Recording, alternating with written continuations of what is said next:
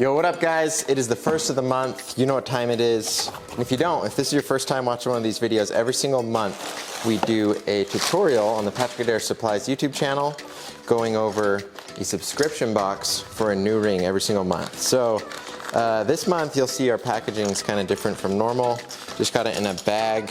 You guys might get something different. We're growing really quickly and we're outgrowing a lot of what we're doing. So we're trying to grow quickly. We're getting new packaging figured out. So please bear with us while we get it all sorted out. But we've got some cool stuff coming up for you guys this month, and you'll have more than everything you need to make this month's ring and still have extra.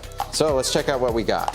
All right, so first of all, as always, got my safety equipment. This face shield is gonna protect me from any debris, and then the mask from inhaling anything. Okay, so for the actual materials in the ring, we're starting off with a black ceramic ring blank base. And if you ask me, this is the perfect material for an alien themed ring. The weight of it, it's incredibly lightweight. It's almost unbelievable how lightweight it is. And then it's got that super glossy finish on it, and it's got an incredible amount of scratch resistance. So if you're looking for a material that seems like it's from another planet, it's probably gonna be this black ceramic. This is gonna make for a great ring. And then quickly, just the inlay materials for it. First off, we've got two different colors of opal. These are going to look great. They've got some iridescence to them. They'll shimmer some really cool colors that will again add to the out of this world effect. And of course, for a space themed ring, we've got meteorite shavings. These are going to look wonderful, and they add a lot of cool history to the ring. The meteorite you see here is literally older than the Earth itself. So it's gonna add a lot of cool, interesting stuff to the ring and fit the theme great. Let's move on to the powders. Starting off, this is a green glow powder base. That's what we're going to mix any of the pigments into. I think that fits aliens well. And then two different pigments here. I've got black and purple. I'm gonna go really subtle with both of these. I'm not gonna use a ton of purple. And then for the black that I use, I'm actually gonna mix in a small enough amount that it's more of a charcoal color. So anyways, guys, that's a rundown of all of the materials. Let's go ahead and start making the ring. Now to mount the ring to the lathe, I'm going to use a ring mandrel off of my website. And I know that this size, this is my size, fits on the middle mandrel. So I'm gonna grab the middle size mandrel and see that fits on there nicely. And then go ahead and mount it in the lathe. And if you've seen me work with black ceramic before, you'll know that I like to add a layer of electric tape to it because it helps pad the ceramic. And if you didn't know, the ceramic does have a kind of small chance of cracking if you're too harsh on it. And because the steel is so hard, it really kind of compounds that effect. So in the real world, this is gonna be a really durable ring. But right now, when we're working on it with these hard tools, we do wanna protect it. So I'll just screw that bolt down, make sure that it's nice and tight, make sure the ring blank won't twist on me, and we should be ready to go. Now I'm gonna go ahead and start inlaying it. Okay, for our first step, we gotta get our color pigments and our glow powders all sorted out. I'm gonna be mixing them all up in these vials here.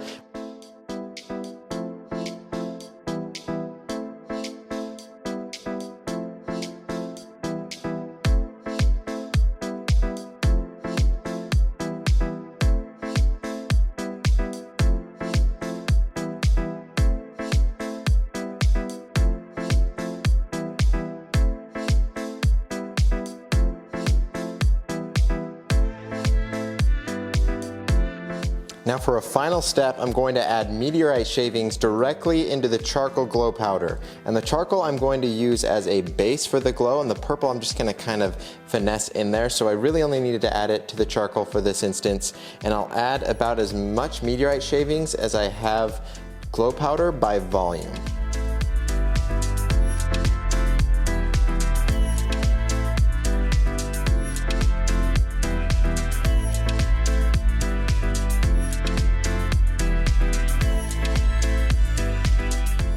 Now for the first step, I'm just going to be inlaying the materials, and don't worry about the meteorite. I'm not going to be using that. I'll show you what I do with that later. We're going to be doing a new technique for that.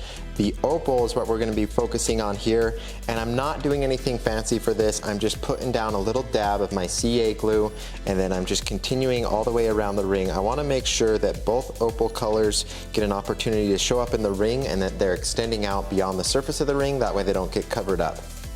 And by the way, I just mentioned CA glue. If you have any questions about CA glue, about ring mandrels, about any materials I'm using, any tools, anything like that, check out our Patrick Adair Supplies website. We've got links to everything you'll need. We've got a great Amazon affiliate store set up. We've got a lot of these products listed as our own product that we've developed specifically for ring making. So anything, any questions, anything like that, check out Patrick Adair Supplies.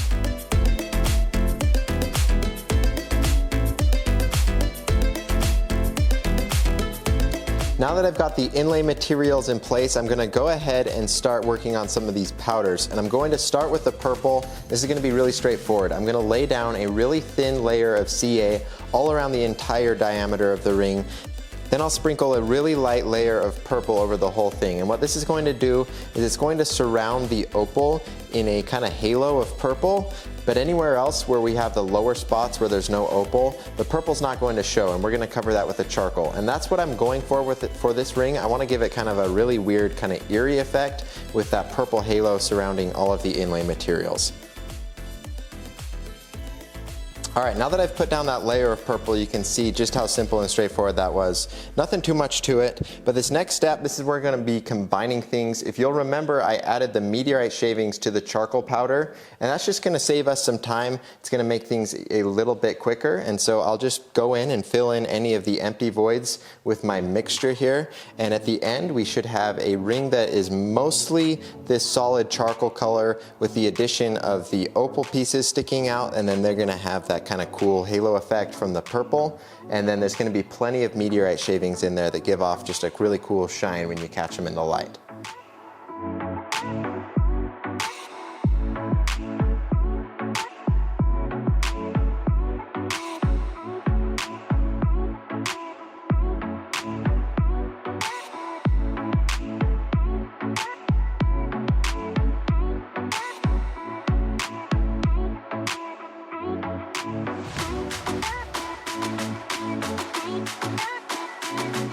All right, now I'll use a Dremel to just slowly start grinding away the exterior of the ring.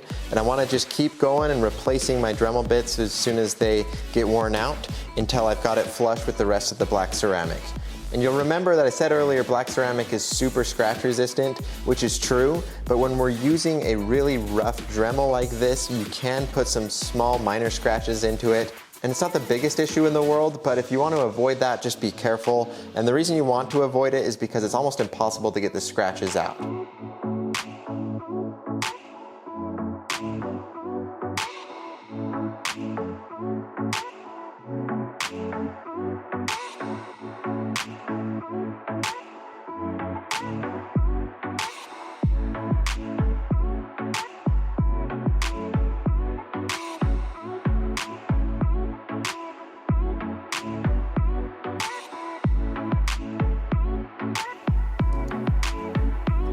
Here's a quick tip for you guys if you're wanting to save some time. Once you've got it sanded down flush with the rest of the ring, a lot of the time you'll notice you have little remnant pieces of glue here, and it's a lot of work to go in and individually sand that away, and it can really kind of ruin your ring. You can scratch it a lot. If you're working with a softer material, it can round over the bevels. So what I like to do is I just take a razor blade and I just carefully try to scrape it all off, and that works a lot better for me and saves me a lot of headaches, saves a lot of time, and then it leaves no errors or dents or scratches to have to fix. I've got a second tip for you guys. If you're looking at your ring after you've sanded it down and you can see little kind of patches or voids in it, the best way to repair those, in my opinion, is to just grab a little bit of super thin CA adhesive. Just put a little dab on there. The thin CA glue is so handy. If you've never used it, you'll love it. It's a little tricky to work with, but it does so many things really nicely. If I was using a regular viscosity CA glue, it wouldn't go down into the hole and it'd just leave a bubble there still, which would leave us with the exact same problem. So, super thin CA adhesive works really nicely. Anyways, let's get on to the finishing steps. Now that I have the inlay flush with the rest of the ring, I'm gonna go ahead and start using some of my sandpaper.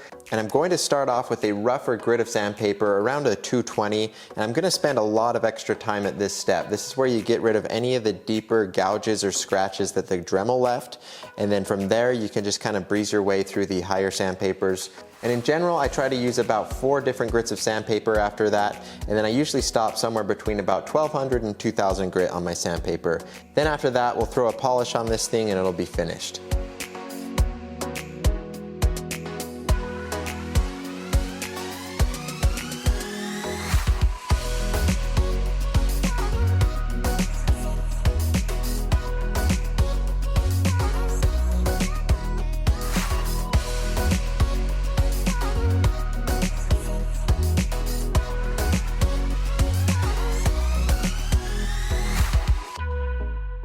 Now the polish I'm using, it's actually super convenient. The way it works is it has polishing particles in it that break down as you use it. So it starts out pretty rough and it's able to get rid of any micro imperfections, little scratches, things like that. The polish itself breaks down into finer particles that give it a better polish. And so this is a really great all-in-one polish that'll take it up to a super high shine. And as you'll see, it leaves a fantastic finish. This is actually a product we are working on getting available on the supplies website.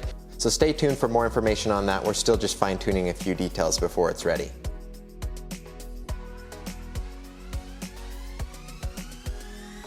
All right, guys, here the ring is finished. Let's check this out. It's looking good. Notice all those meteorite shavings in there. Those look really nice.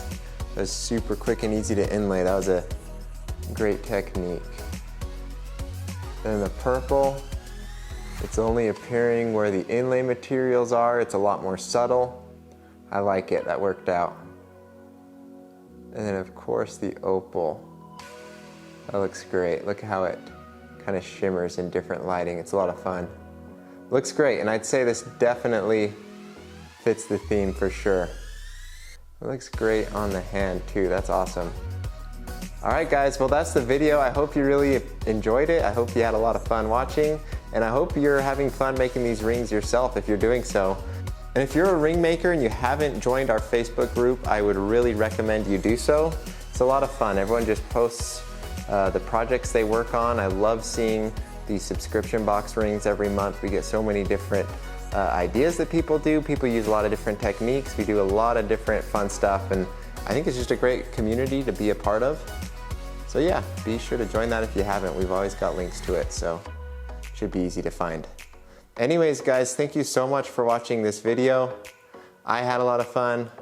I hope you did too, and I will see you next month.